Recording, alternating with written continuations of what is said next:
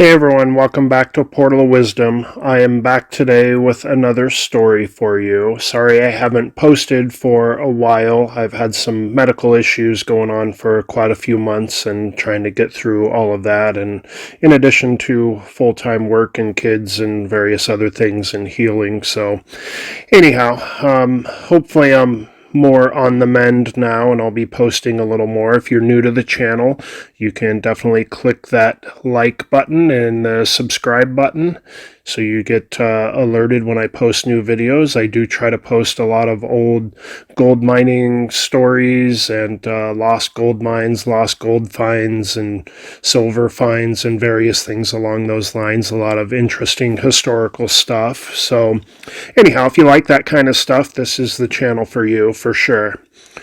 So the story that we are going to talk about today is titled The Lost Organ Grinder's Ledge.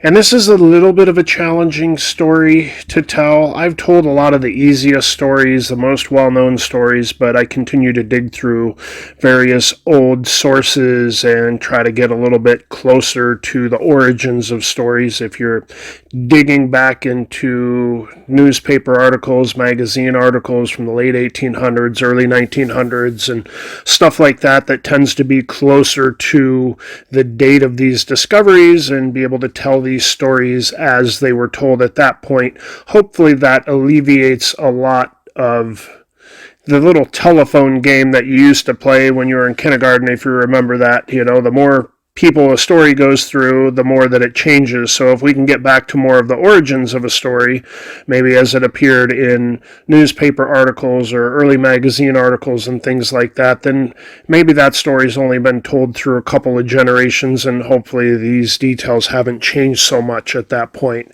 So that's ultimately what I do try to do, and try to do some research and see if some of these locations and places and things like that match up. And there are some stories out there that seem to be more legendary, but some of them are still interesting, and there's some that a lot of details do seem to match up pretty well, and there could be a good chance that something's still out there. Of course, there's always chances that people have found certain locations and stuff like that too, or that they've turned into gold mines later on or whatever too. And sometimes there's two or three stories that seem to be telling a story about what could possibly be the same location. But anyhow, they're all interesting nonetheless. So we will get into today's story. And like I said, it's called The Lost Organ Grinder's Ledge. The story is about three Italian organ grinders from the 1860s. And so a little bit of detail here before we get into the story. I thought this was interesting because it was about these three Italian organ grinders that were apparently, probably likely from the East, maybe New York City area, where organ grinding in this period was a lot more common, but becoming kind of shunned by society because their metal box organs that they had were very loud and just made a lot of noise on the street. But a lot of the organ grinders, if you're familiar with them, they have this big box, a metal box with kind of a barrel organ inside of it, and they turn a crank and it makes music, and a lot of them would have a little monkey that runs around, does a little act. Maybe he's getting coins from people and stuff like that. So they have a little act, and there were these three Italians. And at first I thought, what are the odds of three Italian organ grinders being out west in Yuma, Arizona area? But as I got to researching organ grinders, they were kind of getting, in the 1860s, they were kind of getting kicked out of a lot of the big cities because of just excess noise and pollution and everything in some of these cities. So I guess some of these details did seem to match up with a lot of news articles and ordinances and, noise ordinances and a lot of things like that, and complaints by people that They just wanted them out of their city. So it did seem like it could be a story where some organ grinders could have decided to go out west and take their act with their, with their little monkeys to areas that maybe hadn't seen these types of antics and tricks by the monkeys and things like that, and maybe they would be able to collect some money in some of these areas that weren't so familiar. So in that part, the story, I guess, does kind of check out. And it seemed that the organ grinders that were talked about, they were mostly of Italian descent, so this also did check out. But this, like I said, this story does have some challenges to it, because the story is told by John Mitchell, and it was in a 1942 issue of Desert Magazine.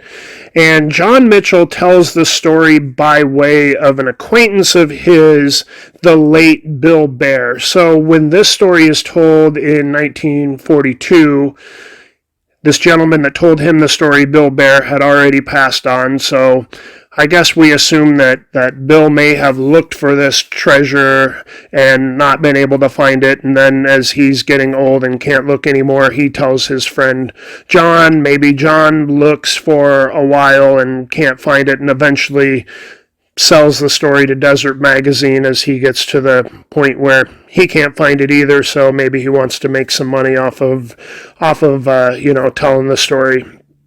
I don't know how old John was at this point, but when John told the story, his friend Bill passed on, and it seems that Bill was probably likely a prospector or a trapper or someone who spent a lot of time in Arizona, because the bulk of this story pretty much takes place in Arizona.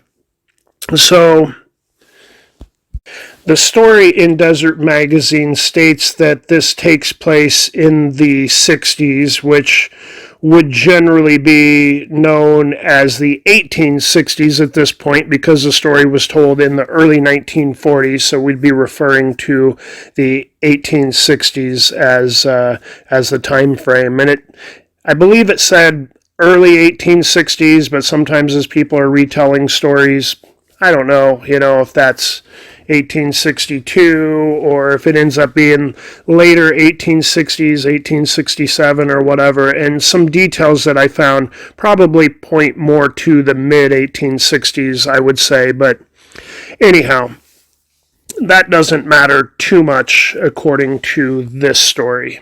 So one other thing I do want to mention is I was looking at doing another story on gold that's been found, gold nuggets and stuff like that, that's been found in more recent years by people out there, just to show that there are still great sized gold nuggets out there and people do still find them.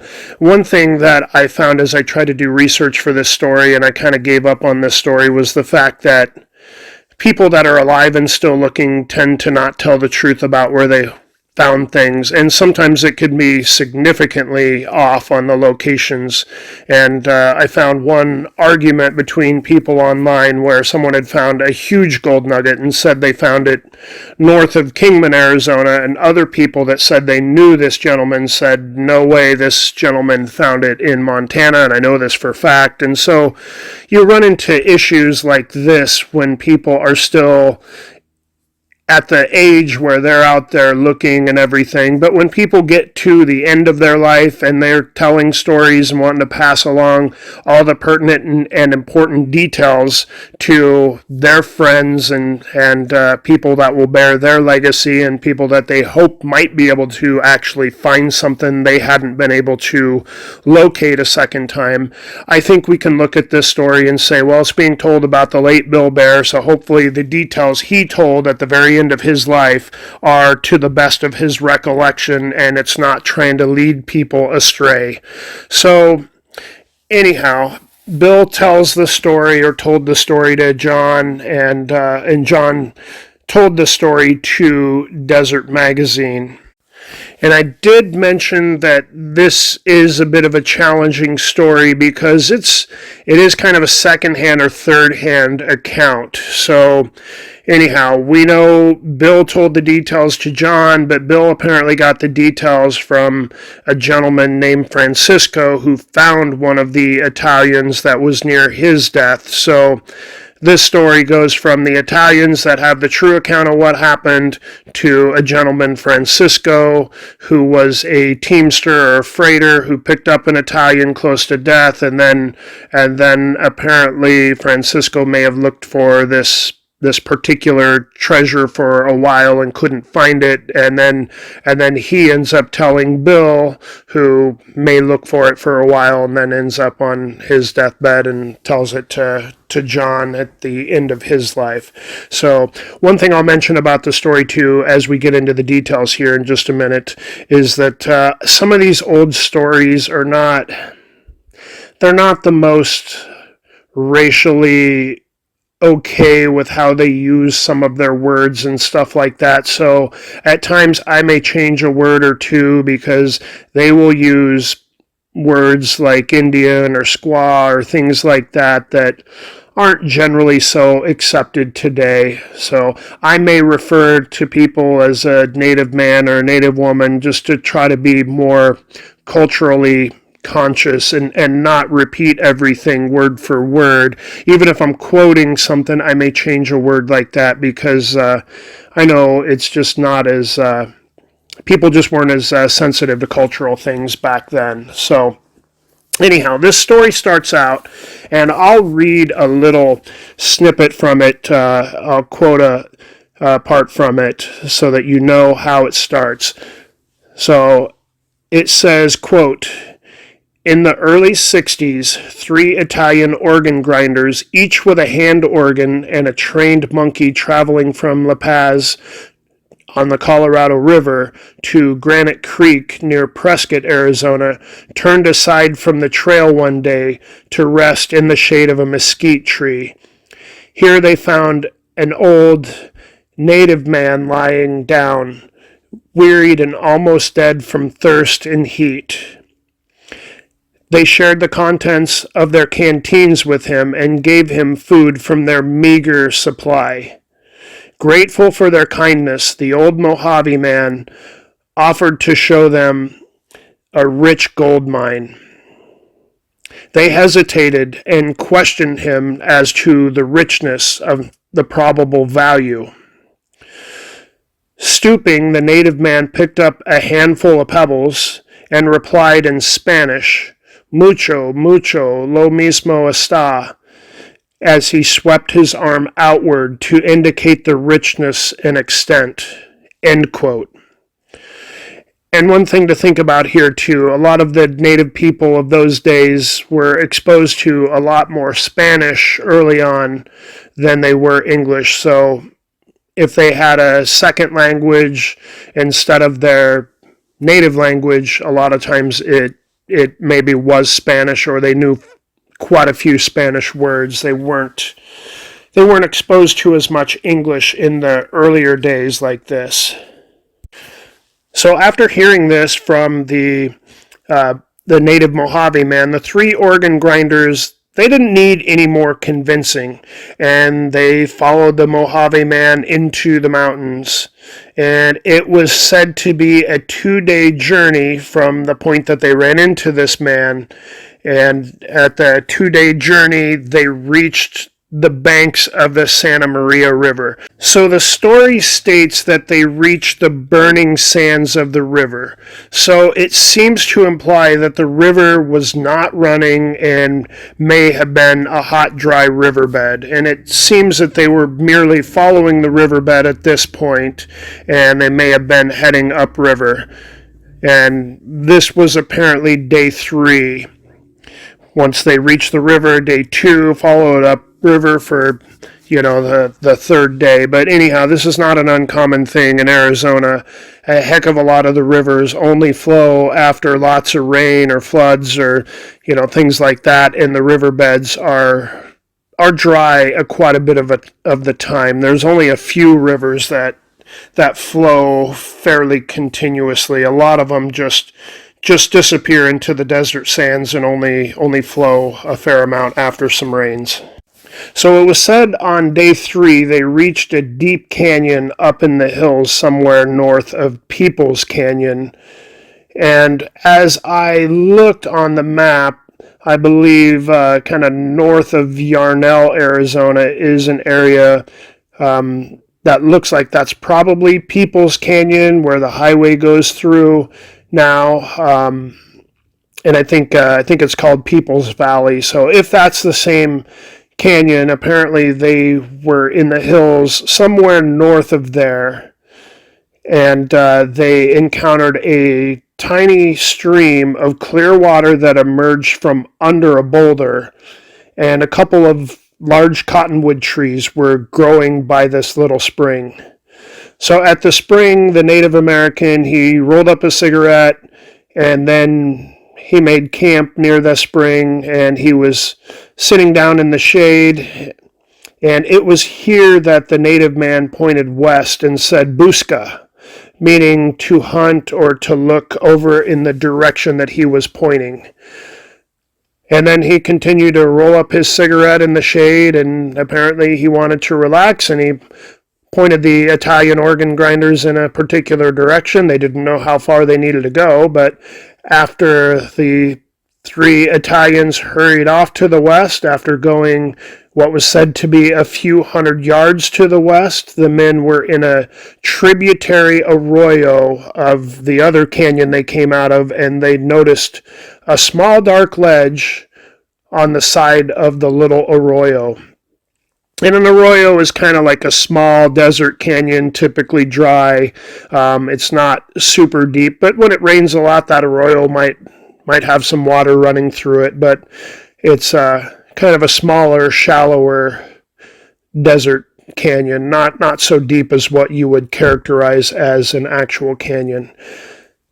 So as the Italians kind of took in this dark ledge on the side, and they broke off a chunk of the dark colored rock, they noticed that it glistened and gleamed in the sunlight of the afternoon, and they noticed that it had gold laced throughout it, and it was pretty heavily laden in gold. So they broke off a few more pieces from the ledge, and they realized like every single piece that they were breaking off seemed to have a fair amount of gold in it. And so they spent most of the rest of the afternoon just breaking off piece after piece of gold that was, or rock that was laden in gold that they were able to get to before they realized that the sun was going to be setting soon, and maybe they should make their way back to the campfire and their Native American that was in the shade of the cottonwoods waiting for him. So as they arrived back over to the little spring, they noticed the native Mojave man. He was fast asleep by a fire. So the Italians, they really had a hard time getting any sleep that night with all of their excitement. And the next day they knew that they needed to head back and they needed to resupply, as they were almost out of food at this point. And obviously they're at a spring so they can refill their water, but apparently the food was running low. And they probably needed some various mining supplies and everything too, and most likely planned to take some of the ore that they had broken off of the side of the ledge and cash it in for things that they needed, food and supplies and things like that. So they were excited to resupply and quickly get back to their find. So they covered up the ledge as best they could so no one else would stumble across it and see that they had been mining or breaking some rock off of the side of this outcropping coming out of this arroyo. And they made markings in the area so they would know where this location was. And then they drew a map noting prominent landmarks and other important details. Now, we don't know what any of the markings they made were or how they denoted this particular location. Apparently, some of those things may have been on the map. So they also marked their trail where it led away from the Santa Maria River. And they decided to travel at night to go ahead and avoid attack. And they decided to wait the rest of the day out. And so as I looked this up, because it was said in the article that they feared the Wallapai Native Americans, which were the enemy of the Mojaves. And so I looked up some details about this point, and I found there was a road that went from La Paz on the Colorado River to Prescott, and there was a fort or a camp or whatever, a military fort or camp, whether it was called Camp Date or Camp Date Creek or Fort Date or whatever. And this particular fort was from about 1867. It was meant to protect the travelers on the road from the Wallapai. So this does check out. And anyhow, so there were military, probably not too terribly far. I mean, still probably quite a few miles away from this particular location. We don't know exactly where this location is, but with certain details that are given, this camper fort might not have been, super far away. And what was to come around this time, 1865 to 1870, was what was called the Wallapai War. And it was said in April of 1865, the Wallapai Native Americans did kill a native leader of the Yavapai, and I believe his name was Ansana. So there was skirmishes going on with the Native Americans, groups that were against each other at that point. It sounds very, very well like this might be more like mid 1860s, so maybe the story is off by a few years, because everything does match up if you use it more as mid to late 1860s. So it seems that they waited some of the daylight out one of the days, and then the next day where they were camped, I believe they found a spring, and it was said this spring was Tres Alamos Spring, and they had gotten to this spring, and I guess they stayed there and maybe for the rest of the day to not be out in this enemy territory for too long for the rest of the day. Maybe they wanted to rest and refill their canteens and stuff like that. And so it was said that they rested at this Tres Alamos Spring for the rest of the day, and then we're going to plan on leaving the next morning. They're heading toward Wickenburg at this point, as I guess that was the closest town to where they were at, so they could resupply. So one quick thing on that, though. So I have an Arizona Gazetteer, 20-something years old, when they had a lot more detailed maps in them, and I did find the Tres Alamos Wilderness in that area, and there seems to be a Alamos Spring that's there. So, and that's clearly marked. So it could very well be that right around this area, this is that particular spring. Now, we don't know exactly how far from the spring their original find was, but this does seem to check out too, and it's still on maps, so apparently it's still a spring that's still out there and has continued to flow all of these years. So the next morning, as the sun was about to crest the horizon, so it sounds like maybe it's the pre-dawn time when it's starting to get a little bit light out, but the sun hasn't come over the horizon yet. It sounds like the three Italian gentlemen and the native man were maybe getting up and going and getting ready to get away from this spring. As this is going on, they hear a native war cry.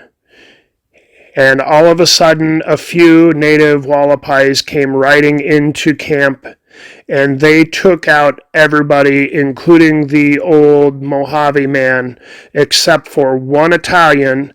And this third Italian was said to be in the bushes at this point. And I don't know if he was going to the bathroom as they were about to leave camp or leaving himself, or if he heard or saw something and dove into some bushes by the spring. And very likely, this being a spring and being some water there probably was some bushes around there and everything. So the story is that the Italian hid in the bushes. He was there. The natives didn't see him, and they came in and apparently tomahawked everyone that they saw in camp, and they just didn't see the one Italian.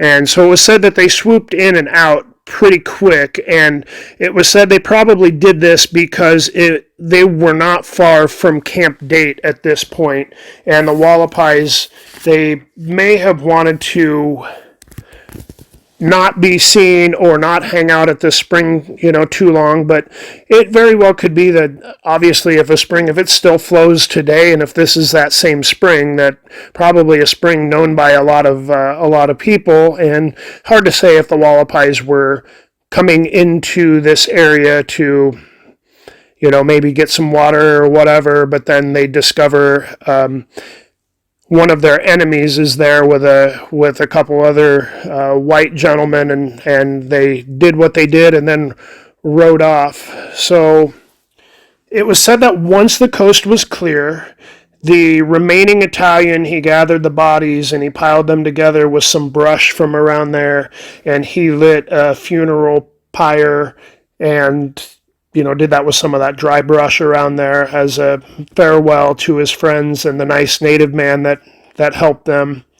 And then he gathered up a small box made of metal, and he put the map in there. And it was said that this box was one of the organ grinder boxes. So he probably opened the box, took the little metal barrel organ out of it, and used it as a place to then put the map in, and it was said, or he said, he put another written page in it. So assuming that the written page maybe had some more instructions for finding this particular treasure, or maybe he intended to make his way back to this spring once he had resupplied, and that way the map couldn't be stolen from him. He would know where to go get it or whatever. But anyhow, so it was said that he put the map in a written page in this metal box, and then he buried it under a boulder somewhere near the spring. We don't know how close to the spring. I don't believe he ever said.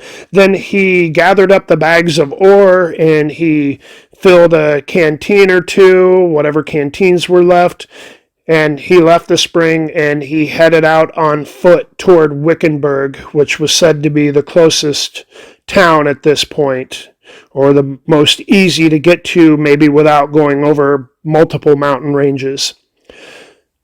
So it was said at this point that he also let the three little monkeys go. So apparently the three little monkeys were with them up to this point, but he let them go to fend for themselves, and we don't ever know what happened to them, but very likely they probably succumbed to coyotes and mountain lions, other animals, probably fairly quickly in that remote, rugged area. So 2 days later, a Mexican teamster named Francisco Gonzalez found this Italian man laying in the sand, and he was almost dead at this point. So this man, Francisco, it was said he was headed from Weaver Creek to Wickenburg. So apparently the Italian made it past Weaver Creek, somewhere between there and Wickenburg.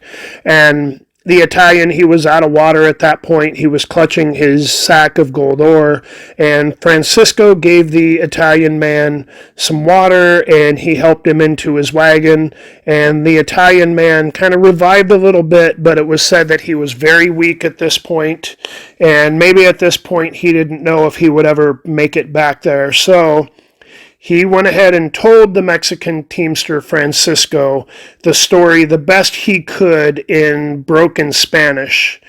But it was said that this Italian gentleman, he died before they reached Wickenburg. So at this point, Francisco had all the story and details that had been told to him. And as far as we know, the ledge could still be out there, may not have been found by Francisco. It could be that there was a bit of translation problem between the Italian telling the Mexican Teamster gentleman, Francisco, the story. We don't really know. But anyhow, I guess this story then made it from Francisco to a gentleman, Bill Bear. We don't know their exact association. It's not mentioned in the article.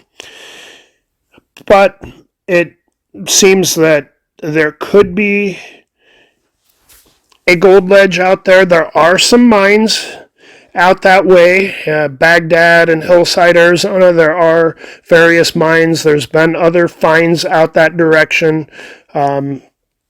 It's really hard to say, but it's an interesting story nonetheless. It was one that, as I read it initially, I was a little hesitant about it with the Italian organ grinders and thought, oh, what would they be doing out west? But it does seem they were being kicked out of the large cities around this time, and maybe wanted to go somewhere to make some money with their craft, and in which case, if they were in Yuma or La Paz, Arizona, and they wanted to make their way to Prescott, I guess you would take a common road. There weren't a lot of roads in the 1860s in Arizona, so that would definitely be a direction that you would go, and maybe they were just trying to make some money with the craft that they knew, and then stumbled across the potential for some gold and riches and stuff like that. So anyhow, that is the story as it appears in a 1942 issue of Desert Magazine. It's possible it's still out there. When you start to put all the story details together, it does seem like they match up, but it seems like they match up more for the mid to late 1860s instead of the early 1860s. But if a story's being told, in the early 1940s, you could easily be off a few years on when this find was and everything. So anyhow, that is the story. You can let us know if you have any thoughts in the comments, and thanks for listening.